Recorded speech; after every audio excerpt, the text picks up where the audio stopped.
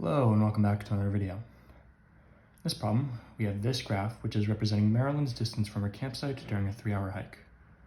She stopped for 30 minutes during this hike to have lunch, and based on the graph, which of the following out of these four is closest to the time that she finished lunch and continued her hike? So if she stopped for 30 minutes, that means that her distance during those 30 minutes is not going to change. You can see that correlating here, where we have this stretch of roughly 30 minutes, where the distance, which is represented on the y-axis here, is just a little bit over 1, and it doesn't change the entire time. So this is her time during lunch.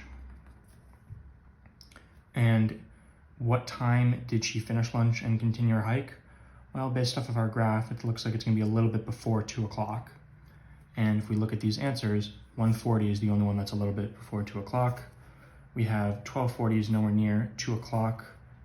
It's before 2 o'clock, not at 2 o'clock. And then 1:10 would be closer to 1 o'clock than 2 o'clock, so it's not going to be that. So your only option is 1:40, which means C is going to be your final answer. As always, thank you for liking and subscribing, and I'll see you in the next video.